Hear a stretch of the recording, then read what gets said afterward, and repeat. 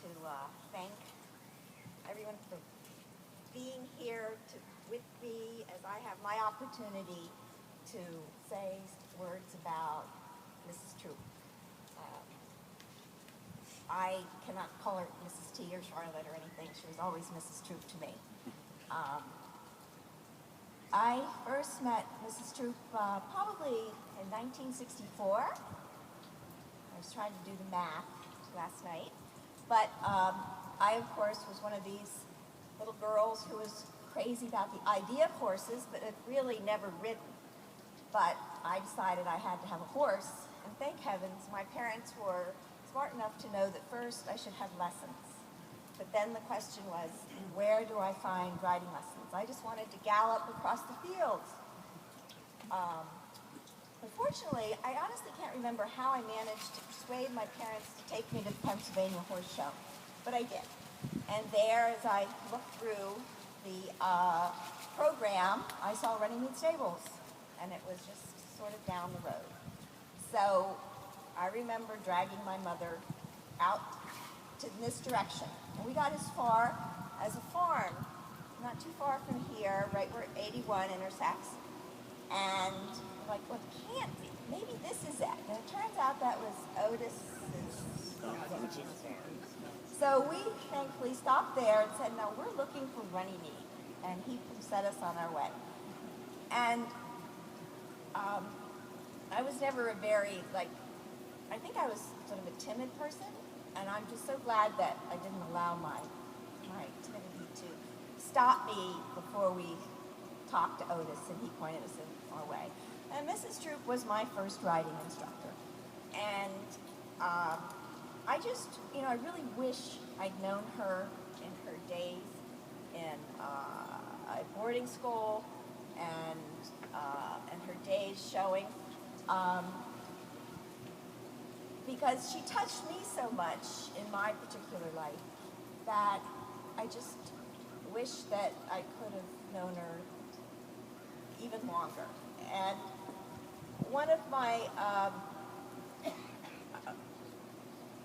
there's so much that she did for me as she got me to get my horse to trot and then to canter and to teach me my diagonals and my leads, until I got to the point where she turned me over to Lee, and where Lee could really hammer it in. But I do remember very distinctly missing a lesson once, and I did not attend my lesson because it had rained quite heavily the day before, and I had thought that it was too muddy. So I just did not show up. And the next week, Mrs. Troup said, Ellen, if you're going to miss a lesson, you really have to let me know. And of course, I apologized and explained, and I said sort of wistfully, I just wish I could ride more often. And she said, well, you can. So I turned to my mother and I said, oh, can I have 2 lessons a week? And my mother said, okay.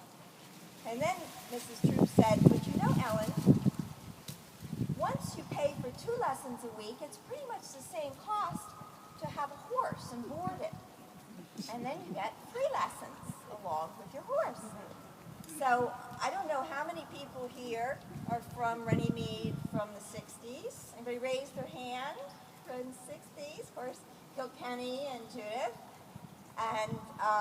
And then I rode through the 70s. And there was one time I had a little wing of my horses. And I definitely, my mother was, God rest her soul, so patient in making sure I got out here every day after school, and then picked me up before go home and go get dinner. And I think that that's the one reason I got a car the day I turned 16, was she was so tired of driving me back and forth.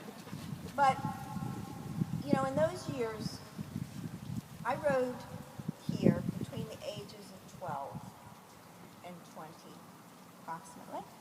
And, those are years when you really only think about yourself. You don't really think about adults and their own lives. But Mrs. Troup really stood out in the way you know, she nurtured, but in her own way. As Judy said, and I always think of you as Judith, Judy,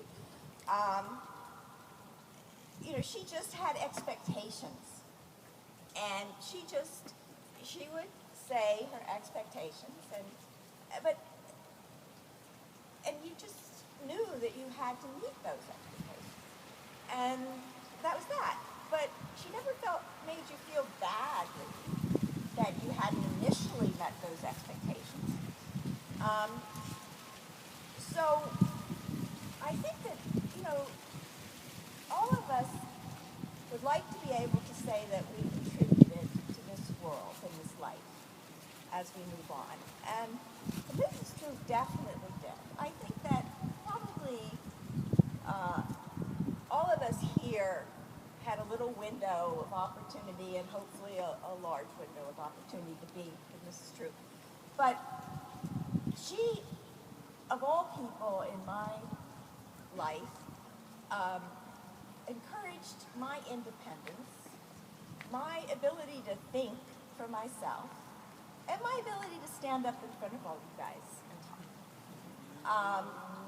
She taught me how to drive a stick shift, and granted, it was probably because she wanted a little bit of extra help as we go to these horse shows, but I remember sitting next to her, and as we would be hauling horses to New Jersey or whatever, and she would be demonstrating how to do that shifting, and before long I was driving. At those days they had the big van, so like 6 horse, and you had to double shift and everything. And then be hauling the gooseneck, really long one, and they would never let me drive into the gas stations. You know, we'd be hauling down the highway, and I'd have to pull over before we got to the gas station, and somebody else would go down and fill up the tank. But, you know, there was just this expectation. Well, of course, Ellen, you can drive the stick shift. You can haul these horses. You can take this 16, you know, you can drive this trailer to New Jersey and pick up these horses all by yourself. And I don't think anybody ever expected, you know, asked me to do these things and just assumed that I would do it. And these are sort of life moments. But you know, she not only teaching me how to drive, she taught me how to eat my first artichoke. She helped me when I was flunking French.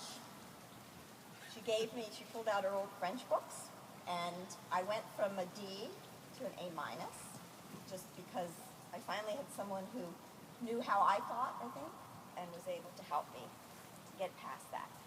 And you know, she was just unflappable. And I wish I'd really taken up that opportunity to ride side saddle when she pulled out her side saddle. And I loved the Beaufort hunt. That Thanksgiving hunt and the other holiday hunts. I'm just so happy that I was able to be part of Running Mead during, you know, different segments of it. And I know you guys are all happy to have been able to be part of Running Mead. So anyway, thank you for listening.